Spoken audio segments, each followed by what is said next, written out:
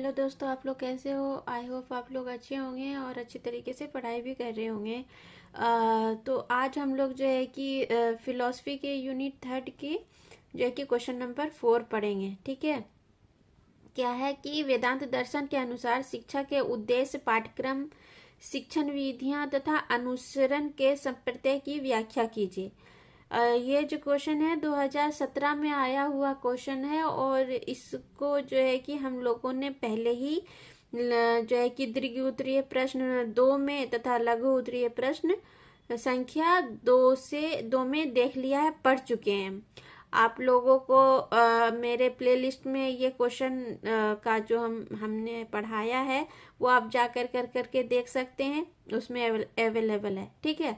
अब जो है कि हम लोग क्वेश्चन नंबर 5 पढ़ेंगे। ठीक। क्या है कि वेदांत दर्शन की तत्व मीमांसा, ज्ञान मीमांसा एवं मूल्य मीमांसा तथा उनके शैक्षिक अभिप्रेतार्थ की व्याख्या कीजिए। ये क्वेश्चन जो है कि 19 में आया हुआ है, कानपुर में 19 में आया हुआ है। ठीक है। देखो आंसर क्या है कि भारत में साधारणतः वेद शब्द ही वेदांत समझा जाता है। भारत में जो है कि साधारणतः वेद शब्द ही वेदांत समझा जाता है। ठीक है। वेदांत का सामान्य अर्थ है वेद का अंत, अर्थात वेदों का अंतिम भाग अथवा वेदों का सार। वस्तुतः वेद के 3 भाग माने जाते हैं। देखो वेदांत का क्या मतलब होता है? वेद का अंत। हाँ, वेद का अंत अर्थात वेदों का जो अंतिम भाव या अर्थ होता है, सार होता है, वही वेदांत होता है। और वेदांत को 3 भागों में विभाजित किया गया है। वैदिक मंत्र, दूसरा हो गया ब्राह्मण और तीसरा हो गया उपनिषद।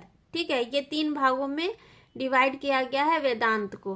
ठीक। अब जो है कि इसमें हम लोग ये पढ़ेंगे कि ये 3 जो भाग में डिवाइड किया गया है ये क्या है। ठीक है।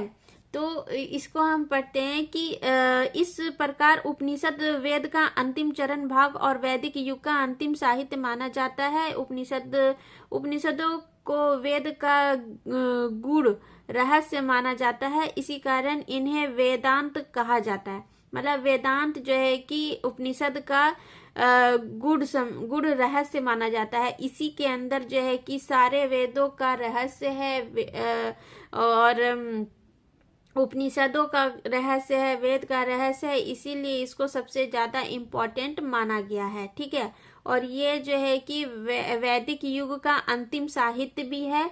ठीक है। इसीलिए इसको और भी ज्यादा इम्पोर्टेंस दिया गया है। अब ये है कि वेदांत के 3 रूप हैं। अब ये जो वेदांत है, वेद के 3 रूप हम लोग पढ़े। वैदिक मंत्र, दूसरा ब्राह्मण और तीसरा उपनिषद। अब वेदांत जो है उसके जो है कि 3 रूप है, द्वैत, विशिष्टाद्वैत और अद्वैत। अनेक विद्वान अद्वैत समर्थक हैं। उनके अनुसार ये तीनों वेदांत दर्शन के 3 चरण है और अंतिम लक्ष्य अद्वैत की अनुभूति है।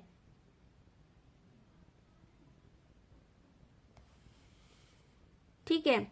तो अब हम जो है कि पढ़ते हैं कि मूल्य मीमांसा। इसके अंदर जो है कि मूल्य मीमांसा है, वेदांत के अनुसार सत और जगत परस्पर भिन्न सत्ताएं नहीं है, माया शून्य या असत्य नहीं है। यह सत्य भी नहीं है क्योंकि इसी के कारण निरपेक्ष और परिवर्तनशील सत्य व्यक्ति जगत के रूप में प्रतिभाषित होता है।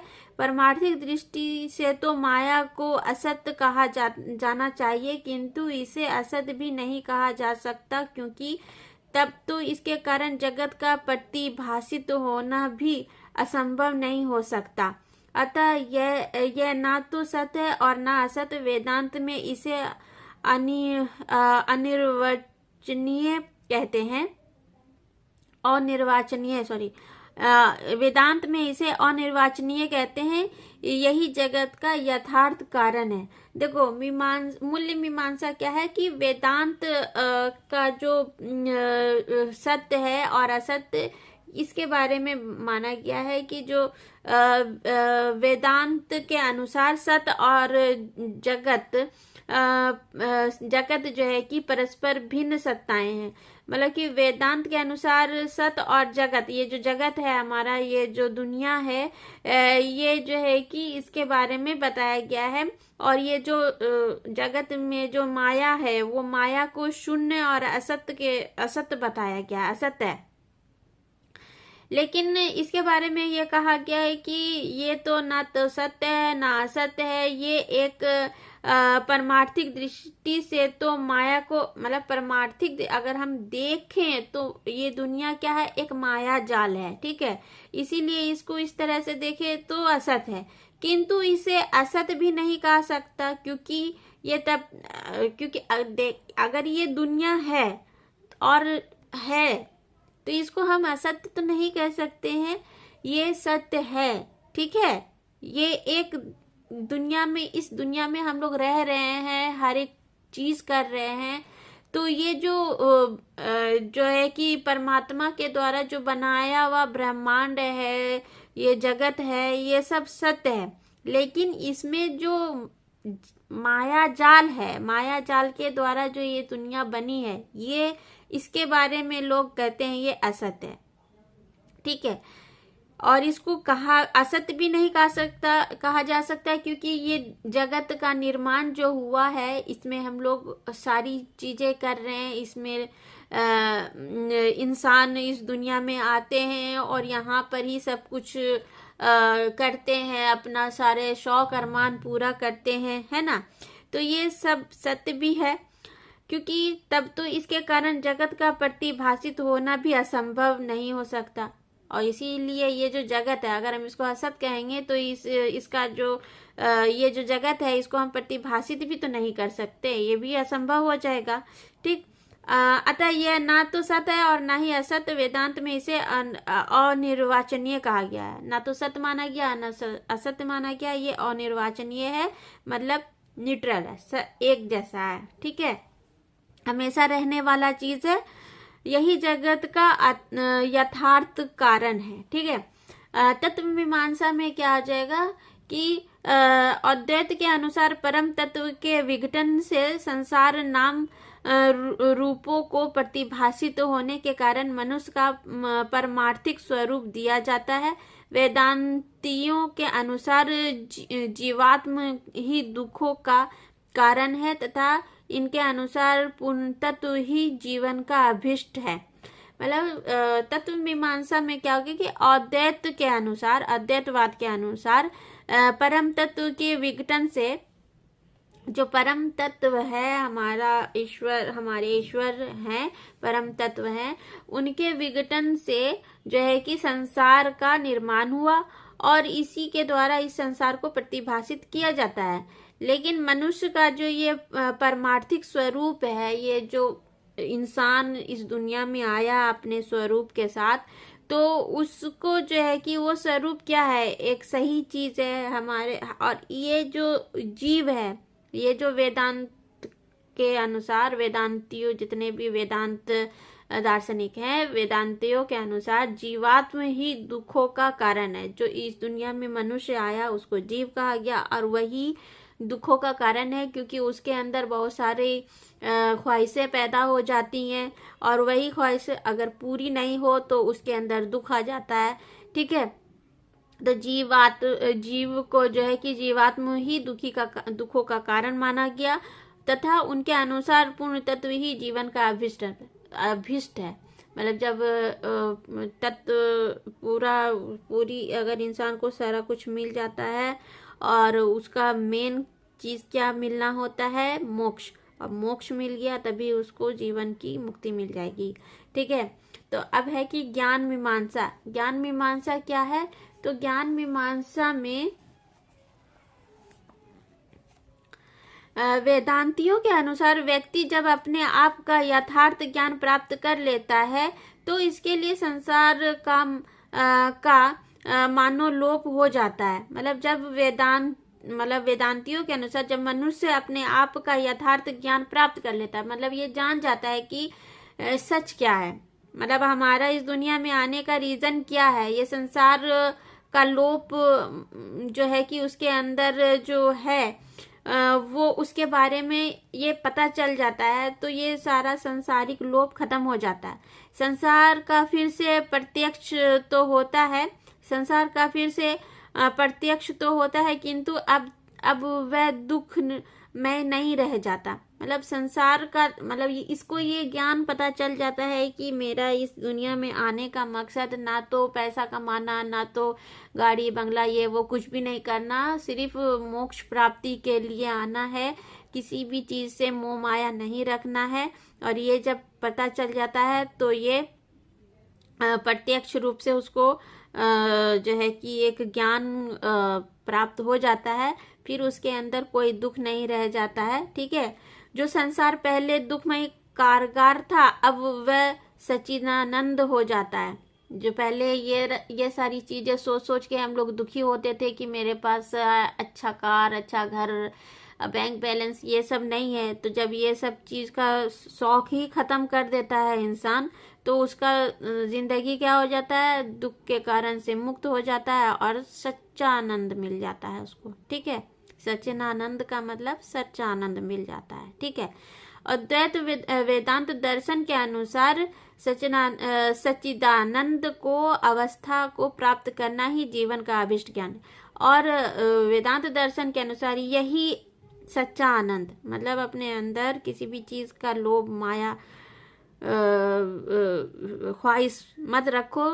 बस जो है वो संसार में आने का मकसद ये है कि आप अपने परमात्मा से आत्मा का मिलन किस तरह से होगा, इसी के बारे में आप जानो समझो और उसी में लीन रहो। ठीक है, अपनी आत्मा तक को उनके मतलब कि मतलब पूरा अपना शरीर जो है वो भी परमात्मा का दिया हुआ है, उसको भी अपने इसी काम में लगा दो। ठीक है, तभी हमको सुख मिलेगा। ठीक है, और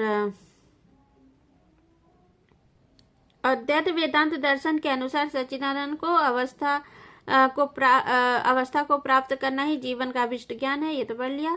वेदांत दर्शन परम निराशावाद को लेकर प्रारंभ होता है। वेदांत दर्शन जो है कि जब इंसान आता है तो निराशावाद मतलब इस दुनिया में जो कुछ भी चाहता है वो एक मतलब अगर नहीं मिलता तो निराशावाद होता है। तो वो जो वेदांत दर्शन जो है कि परम निराशावाद को लेकर प्रारंभ होता है और उसकी समाप्ति यथार्थ आशावाद है। जब इंसान अपने अंदर जो कुछ भी नहीं पा सकता है तो उसके अंदर निराशावाद होता है, और जब ये सब चीज त्याग देता है तो उसको आशावाद की प्राप्ति हो जाती है। वेदांत शिक्षा देता है निर्वाण लाभ यही अभी हो सकता है और इसके लिए हमें मृत्यु की प्रतीक्षा करने की आवश्यकता नहीं है। मतलब इसी दुनिया में हमको सब सुख मिल सकता है, इसके लिए मृत्यु ही लास्ट ऑप्शन नहीं होता है। अगर हम अपने ख्वाहिशों को इतना ज्यादा हाई ना करें, बस जितना है हम मतलब जितना भी चीज इंसान को अच्छे लाइफ स्टाइल के लिए जीने के लिए जरूरी होता है, ऐसा भी नहीं है कि कुछ भी ना करो, लेकिन जितना एक हद तक सही है वो उतना लेना चाहिए। अति सब चीज में खराब होता है, ज्यादा दौलत, ज्यादा ऐशो आराम, ज्यादा आराम, ये सब चीज भी खराब होता है। जब इंसान को जितना होना चाहिए, जिसमें वो खुश है अपने फैमिली के साथ, उतना ही उसके लिए अगर मतलब सही है तब उसी को खुशी मिलेगा। ठीक है, अब है कि निर्वाण का अर्थ आत्म साक्षात्कार कर लेना है। निर्वाण का मतलब हो जाता है कि आत्म साक्षात्कार कर लेना। ठीक है, क्या मतलब, वेदांत एक विशाल सागर है, इसके वक्ष पर युद्धपोत और साधारण बेड़ा दोनों आसपास रह सकते हैं। वेदांत में यथार्थ योगी मूर्ति पुनक नासिक इन सभी के लिए पास पास रहने के स्थान है। इतना ही नहीं, वेदांत सागर में हिंदू, मुसलमान, ईसाई, पारसी सभी एक साथ एक हैं। सभी उस सर्वशक्तिमान परमात्मा की संतान है। वेदांत दर्शन में मौखिक प्रेतार्थ वेदांत दर्शन की तत्व मीमांसा, ज्ञान मीमांसा एवं मूल्य मीमांसा के शैक्षिक अभिप्रेतार्थ को निम्न प्रकार से स्पष्ट किया जा सकता है। पहला क्या हो गया कि तत्व ज्ञान और शिक्षा। तत्व ज्ञान और शिक्षा क्या है कि तत्व ज्ञान के अंतर्गत सत्य को जाना जाता है। इसमें सत्ता और प्रकटनों पर विचार किया जाता है। यह देखने का प्रयास किया जाता है कि यथार्थ क्या है। इसका विषय संपूर्ण विश्व है। विश्व के व्याप्त सामान्य नियमों की खोज करना तत्व ज्ञान का विषय है। इसमें यही है कि संसार में जो भी चीजें हैं उसको खोजना, उसके बारे में अध्ययन करना, यही तत्व ज्ञान और शिक्षा है। ठीक है। हम जिस संसार में रह रहे हैं वह वास्तविक है या काल्पनिक मात्र। दर्शन इस प्रश्न का उत्तर खोजता भी है। हमारे लिए यह ज्ञान आवश्यक है। मतलब कि हम जो है कि इस दुनिया में जो रह रहे हैं ये वास्तविक है या नहीं है, इसके बारे में दर्शन खोजता है, इस प्रश्न का उत्तर खोजता है और इसके वास्तविक ज्ञान का पता लगाता है। शिक्षा हमारे लिए उद्देश्य यथार्थ ज्ञान प्रदान करता है और ये जो शिक्षा है हमारे उद्देश्य को एक यथार्थ ज्ञान देता है जो असत्य या मिथ्या है। और इसके बारे में हमको ये पता चलता है कि क्या जगत असत्य है या मिथ्या है। ठीक है। उसे क्यों पढ़ाया जाए। जो व्यक्ति एक विशेष प्रकार की सत्ता को असत मानते हैं, इसके लिए उसकी शिक्षा निरर्थक है। जो ईश्वर को असत मानते हैं, उन्हें ईश्वर के ज्ञान से क्या मतलब है। जो इस संसार के गोरख धंधे को मिथ्या मानते हैं, उनके लिए उसमें कुशलता प्राप्त करने का क्या प्रयोजन। जो व्यक्ति छल छंद को व्यवहारिक कौशल मानते हैं, छल छंद की शिक्षा तो उन्हीं के लिए आवश्यक है। जो व्यक्ति आत्मा का केवल कल्पना करते हैं, उनके लिए आत्मा व अरे दृष्टव्य श्रोतव्यों निधिध्यासित्वा जैसे उपनिषद व्यक्तियों से तथा अपने को जानो जैसे वाक्यों से क्या मतलब है। मतलब कि इसके कहने का ये मतलब है कि जो व्यक्ति यानी कि दर्शन के बारे में कह रहा है कि जो ये मानता है कि ये जो दुनिया है, ये जो जगत है, ये असत्य है, मिथ्या है, उसके बारे में हम क्यों पढ़ें। और अगर ये जो सत्ता है इसको असत्य मान रहे हैं तो इसके लिए शिक्षा हम क्यों प्राप्त करें।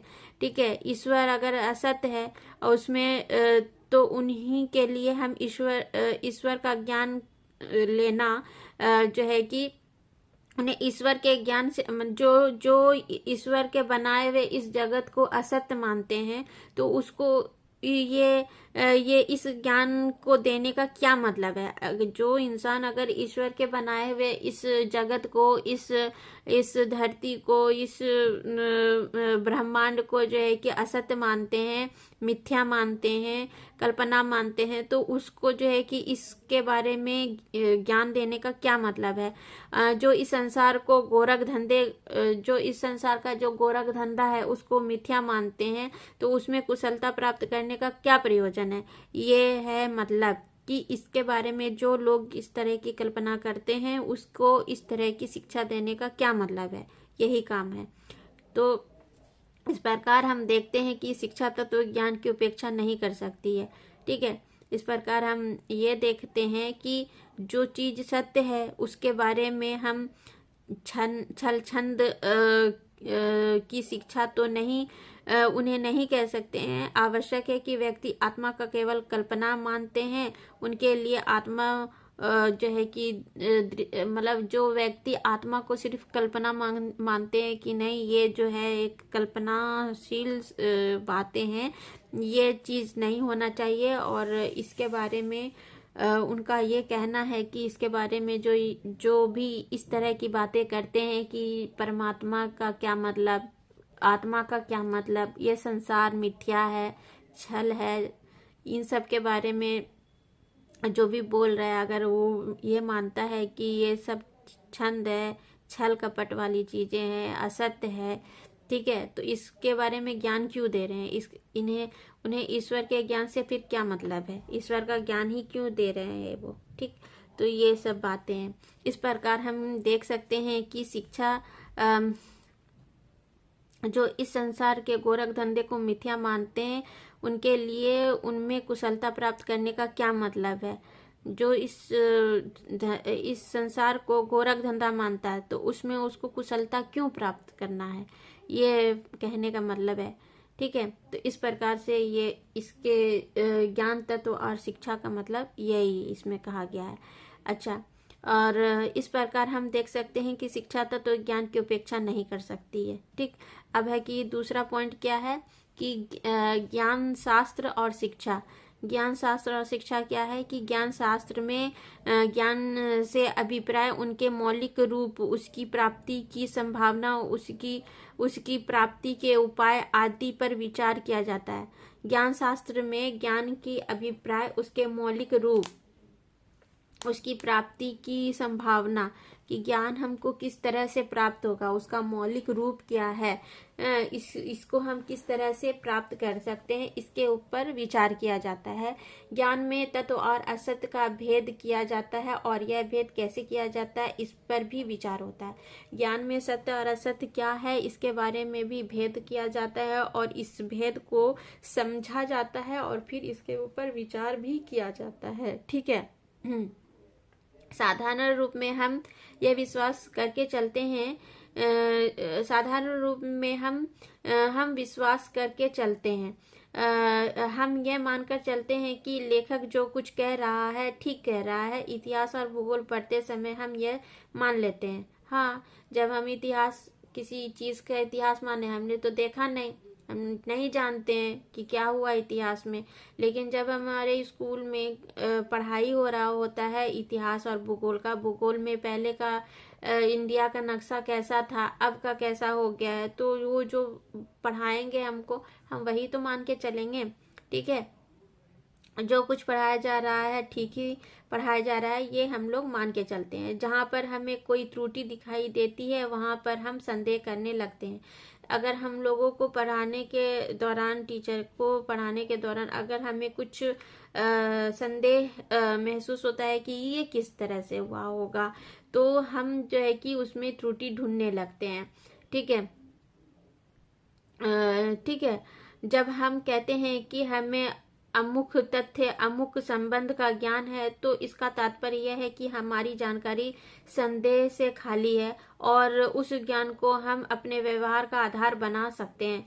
और जब हमको के बारे में हमें कुछ भी पता नहीं रहता है, फिर भी हम उनको गोल मटोल करके कुछ ना कुछ बता देते हैं, तो इसका तात्पर्य यह है कि हमारी जानकारी संदेह से खाली है और इसके ज्ञान को हम व्यवहारिक रूप में आधार मान लेते हैं कि जो भी बताया वो सही ही बताया होगा। ठीक है, कभी कभी यह विश्वास मिथ्या सिद्ध हो सकता है, इसे मिथ्या या त्रुटि ज्ञान कह सकते हैं। और ये कभी कभी हम लोगों को जो भी कुछ बता दिया जाता है, इतिहास में क्या हुआ, भूगोल का नक्शा क्यों हमारे ग्लोब में किस तरह से चेंज हुआ, इसके बारे में जो कुछ भी हमें सही गलत जो भी बताया गया, उसको हम संदेह के रूप में भी स्वीकार कर लेते हैं। भले ही माने पूरी तरीके से या ना माने, हम स्वीकार कर लेते हैं और इसी चीज को हम क्या कहते हैं कि इसे मिथ्या या त्रुटि ज्ञान कह सकते हैं। मतलब हमारे अंदर कुछ ना कुछ शंकाएं रह गई।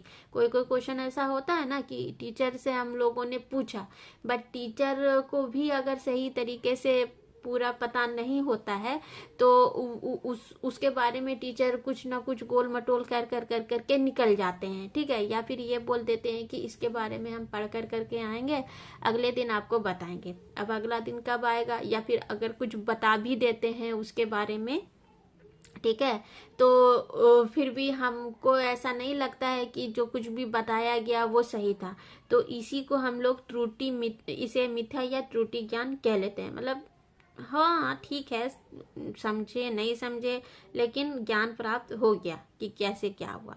ज्ञान को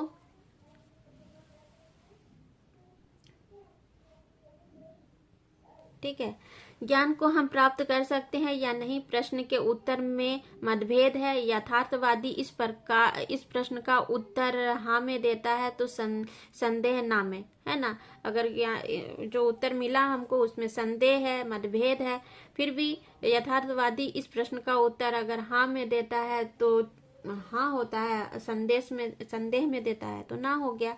ठीक।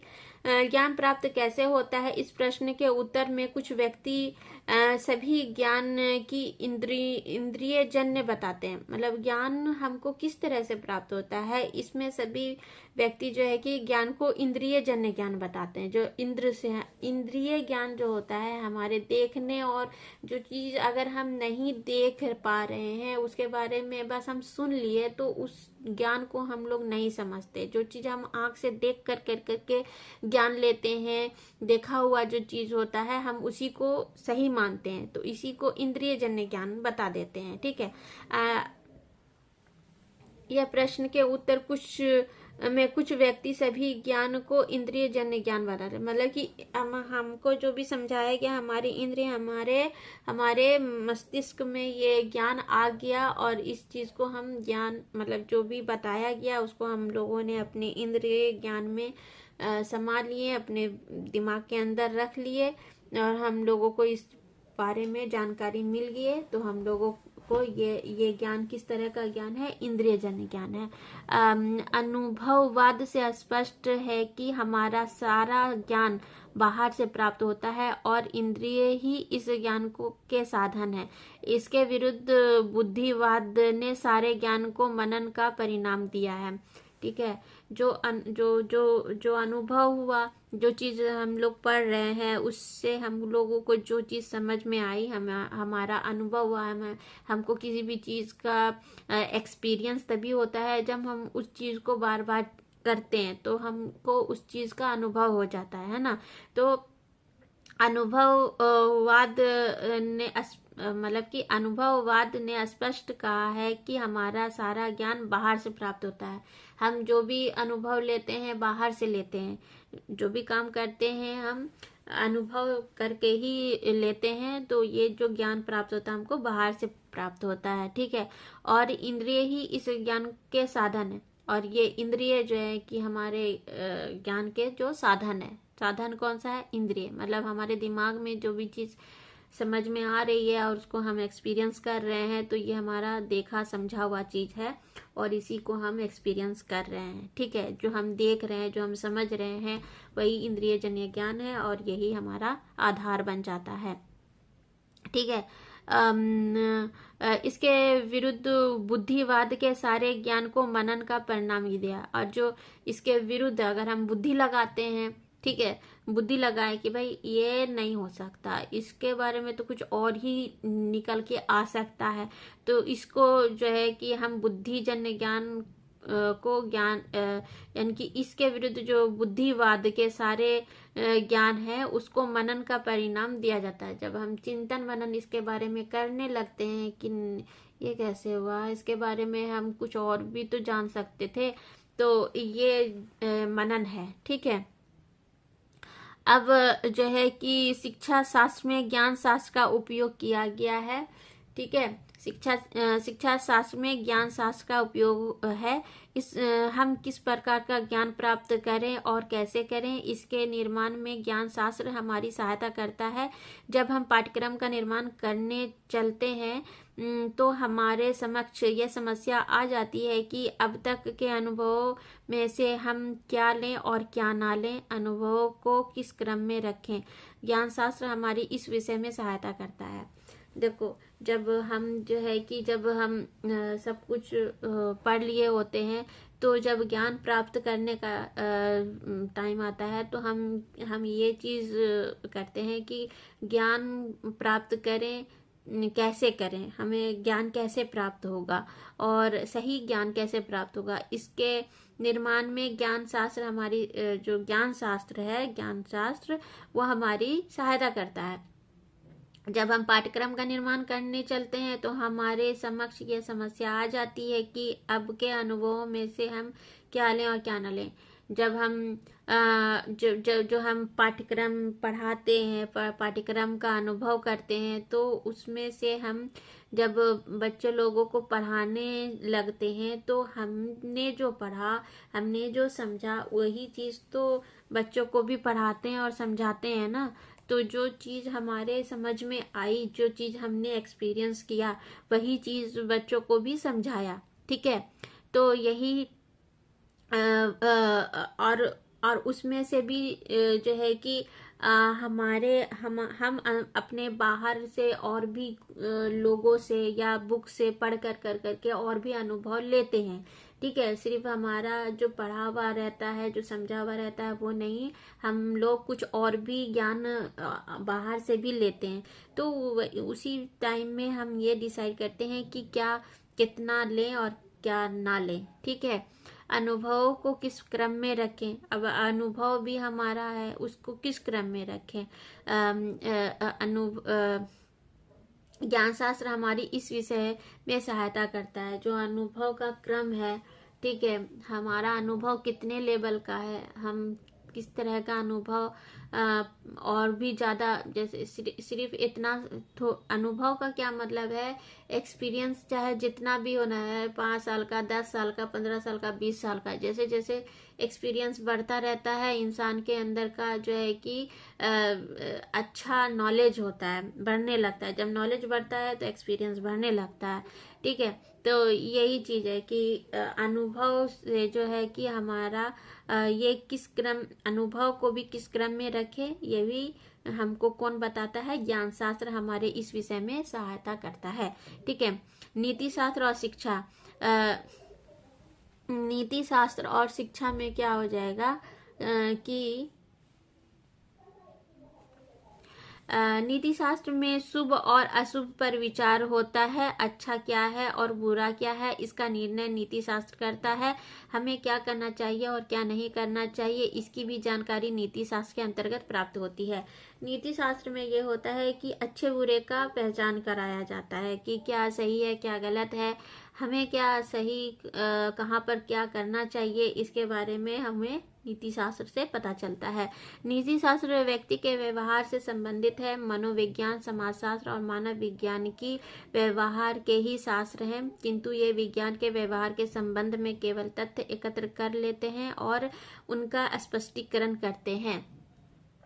ठीक है, ये जो नीति शास्त्र है मानव के व्यक्ति के व्यवहार से संबंधित है जो नीति शास्त्र है, क्योंकि व्यवहार ही में है कि इंसान सोचता है कि किस तरह का हमको किससे व्यवहार अच्छा करना चाहिए, किससे नहीं अच्छा करना चाहिए, कितना किससे मतलब रखना चाहिए। ये सब चीज़ जो है कि जो व्यवहारिक ज्ञान होता है वो नीति शास्त्र के अंतर्गत आता है। यही नीति शिक्षा होती है, नीति शास्त्र की शिक्षा होती है। ठीक है, और ये विज्ञान जो है कि मनोविज्ञान और समाजशास्त्र और मानव विज्ञान की व्यवहार के शास्त्र हैं, किंतु ये विज्ञान के व्यवहार के संबंध में केवल तथ्य एकत्र कर लेते हैं और उनका स्पष्टीकरण करते हैं। ठीक है, नीति शास्त्र में व्यवहार का मूल्यांकन होता है। नीति शास्त्र में इस पर विचार होता है कि अच्छा या बुरा क्या है, किसी भी कार्य को करने में मनुष्य कितना स्वतंत्र है, इसमें साध्य और साधन पर भी विचार किया जाता है। अरस्तु की पुस्तक निकोनेकियन एथिक्स पश्चिमी नीति शास्त्र का एक अच्छा ग्रंथ है। भारत में नीति शास्त्र पर बड़ी गंभीरता से विचार हुआ है। श्री भगवत गीता में कार्य के शुभाशुभ गुणों पर विचार किया गया है। गीता भारत का हो नहीं संसार का नीति शास्त्र का अनूठा ग्रंथ है।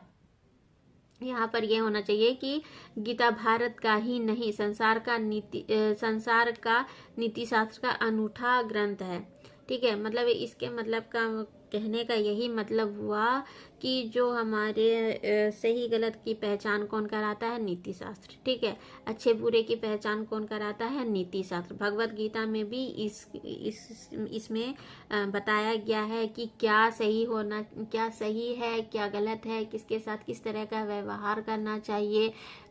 ठीक है, तो ये बताया गया है। और जो अरस्तु है उन्होंने अपनी पुस्तक निकोनेकियन एथिक्स पश्चिमी में भी इसके बारे में बताया है। ठीक है, जब हम कहते हैं कि शिक्षा आजीवन चलने वाली प्रक्रिया है, जब हम ये कहते हैं कि शिक्षा जो है कि आजीवन चलने वाली प्रक्रिया है, तो इसका तात्पर्य शिक्षा हमारे व्यवहार, सोच, क्रियाकलापों में अंतर सुधार करती रहती है। शिक्षा का हम पर प्रभाव पड़ता है, इसलिए शिक्षा शास्त्र को नीति शास्त्र से बड़ी सहायता मिलती है। जब हम ये कहते हैं कि भाई शिक्षा तो जीवन प्रयत्न चलती रहती है, तो इसका तात्पर्य शिक्षा हमारे व्यवहार, सोच, क्रियाकलापों में निरंतर रूप से हमेशा बदलता रहता है, चलता रहता है। हमने पढ़ा क्या, फिर हम जब अपने खुद के बच्चे लोग को, जब हम टीचर बन जाएंगे, हम पढ़ाएंगे, तो हम अपने तरीके से पढ़ाएंगे, तो हमारे सोचने, विचारने और क्रियाकलाप में भी अंतर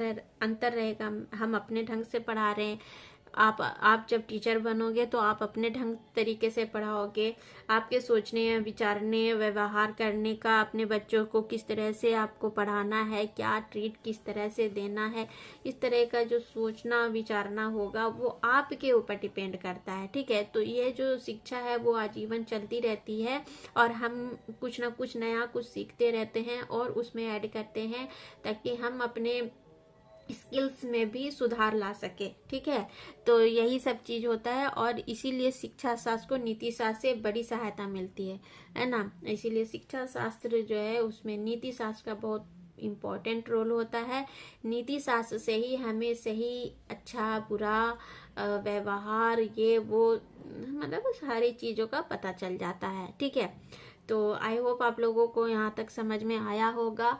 और बहुत अच्छा क्वेश्चन है, इंसान किस तरह का सोचना विचारना किस तरह के करता है, किस तरह से हमारे लाइफ में किस किस तरह से चेंजिंग आया, पढ़ने लिखने में, शिक्षा शास्त्र में किस तरह से उसका निर्माण हुआ और उसमें किस तरह से चेंजिंग आया। इस तरह ये सारी क्वेश्चन को पढ़ने का मतलब यही है कि हमें पहले क्या, कैसे, किस तरह से होता था और किस तरह से धीरे धीरे कर कर करके चेंजिंग आया, इन सब चीजों में इसके बारे में पता चलता है।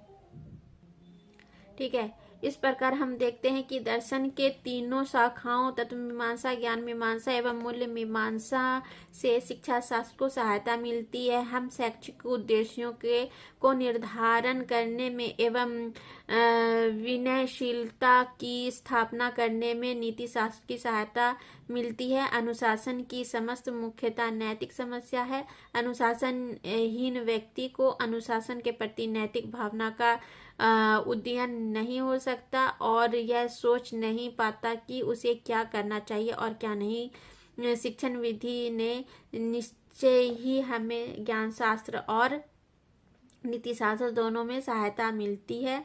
पाठ्य पुस्तकों के निर्माण में तत्व ज्ञान, ज्ञान शास्त्र, नीति शास्त्र तीर्थ से सहायता ली जा सकती है। ज्ञान शास्त्र तीर्थ से सहायता ली जा सकती है ना। तो इस प्रकार जो है कि ये जो तीनों शाखाएं हैं दर्शन की, तत्व मीमांसा, ज्ञान मीमांसा और मूल्य मीमांसा, इन तीनों से जो है कि शिक्षा शास्त्र को बहुत सहायता मिलती है। इन तीनों के द्वारा ही हमें तत्व का ज्ञान प्राप्त होता है, ज्ञान का प्राप्त होता है और मूल्य का ज्ञान प्राप्त होता है। ठीक है, नीति शास्त्र से हमें जो है कि सही गलत में क्या डिफरेंस होना चाहिए, सच और झूठ का क्या है, मतलब हमारे जो ज्ञान की वृद्धि करना, व्यवहारिक रूप हमारे अंदर लाना, हमारे अंदर डिसिप्लिन लाना, हमारे जो स्किल्स का हम इसमें विकास करते हैं, तो ये सब चीज़ कहाँ से होता है। ये सब चीज़ जो है कि हमें नीति शास्त्र से मिलता है, व्यवहारिक ज्ञान प्राप्त होता है और ये सब जो है कि यही तीन जो दर्शन है, क्या बोलते हैं, तत्व मीमांसा, ज्ञान मीमांसा और मूल्य मीमांसा, इसी के द्वारा हमें ये सारे ज्ञान प्राप्त होते हैं। ठीक है, और हमारे इतिहास में किस तरह से ज्ञान शिक्षा का किस तरह से स्वरूप बदला और किस तरह से हमारे शिक्षा में इन सब चीज़ों को शामिल किया गया, और ये सारी चीज़ जो है कि अभी भी चल रही है। हम लोग जो है कि पढ़ते हैं, फिर उसको समझते हैं, फिर मनन करते हैं, फिर ध्यान लगाते हैं, ये सब सारी चीज़ें होती है। ठीक है, तो चलो आज के लिए इतना ही। आई होप आप लोगों को ये क्वेश्चन अच्छे से समझ में आ गया होगा। और अगर अभी तक आप लोगों ने मेरे जेनजी क्लासेस को सब्सक्राइब नहीं किया है तो प्लीज़ सब्सक्राइब कीजिए। आपको एक सब्सक्राइब करने में कोई मुश्किल तो नहीं आती होगी, क्योंकि आप वीडियो अगर देखते हो पूरा देखना, क्योंकि पूरा देखने से ही समझ में आएगा। और एक सब्सक्राइब करने से कोई आपका कुछ होने जाने वाला नहीं है। मतलब किसी और का भला कर दोगे आप, है ना।